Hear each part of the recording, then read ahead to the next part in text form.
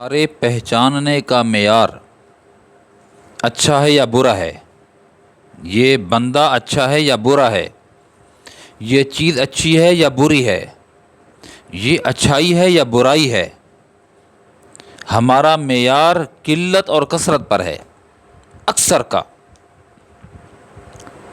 کیسے؟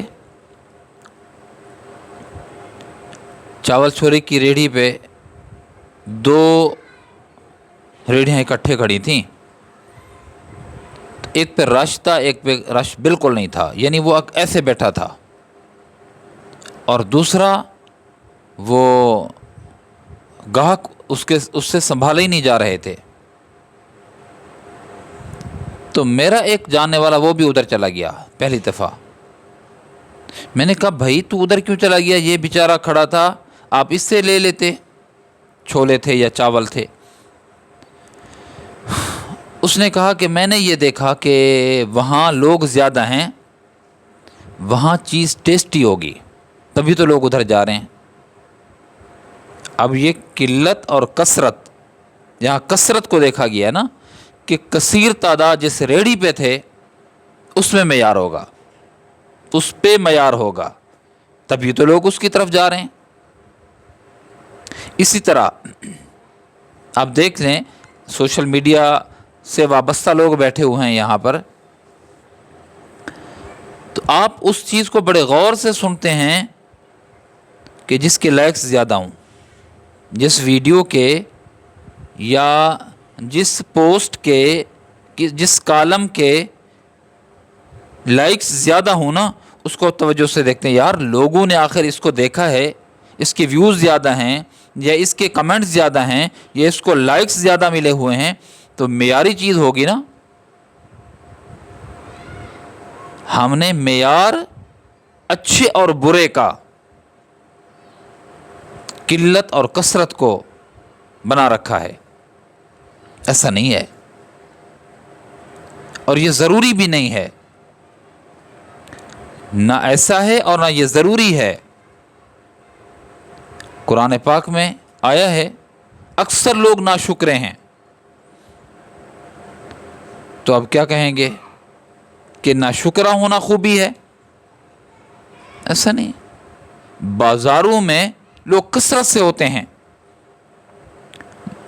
منڈی میں صبح صبح کے وقت مخلوق ہوتی ہے، ادھر کا رخ ہوتا ہے، تمام تاجر ادھر جا رہے ہوتے ہیں، اور مسجدیں تھوڑے تھوڑے لوگ ہوتے ہیں۔ کیا کہیں گے کہ بازار ہی پسندیدہ چیز ہے؟ ابغض البلاد الی اللہ اسواقها احب البلاد الی اللہ مساجدها۔ بازار میں افراد زیادہ، اللہ کے ہاں وہ پسندیدہ نہیں۔ مساجد افراد قلیل ہیں، جگہ پسندیدہ ہے۔ تو یاد رکھیے، اپنا معیار اور اپنے بچوں کا معیار اس بات پر بنائیے، اور یہ تربیت ان کے کیجیے، اور یہ ذہن پر سوار کیجیے ان کے، کہ کسی چیز کے حق اور باطل کی کسوٹی اور پیمانہ قلت اور کثرت نہیں ہے۔ یاد رکھیے، باطل باطل ہے، اگرچہ اس کے متبعین زیادہ ہوں، حق حق ہے، اگرچہ اس کے متبعین کثیر نہ ہوں، قلیل ہوں۔ باطل کا علم سرنگوں رہے گا، اگرچہ اس کو بلند کرنے والے لوگ موجود ہوں، اور حق کا علم ہمیشہ سر بلند رہے گا، اگرچہ اس علم کو بلند کرنے والا ہے کوئی نہ ہو۔ حرام حرام رہے گا، اگرچہ زیادہ لوگ حرام کمانے والے ہوں، حرام کھانے والے ہوں، حرام کی طرف جانے والے ہوں۔ جنت جنت ہی رہے گی، اللہ کی خوشنودی کی جگہ رہے گی، اللہ کی رضا کی جگہ رہے گی، اگرچہ اس ڈگر پر، اس راستے پر چلنے والے لوگ محدود ہوں اور تھوڑے ہوں۔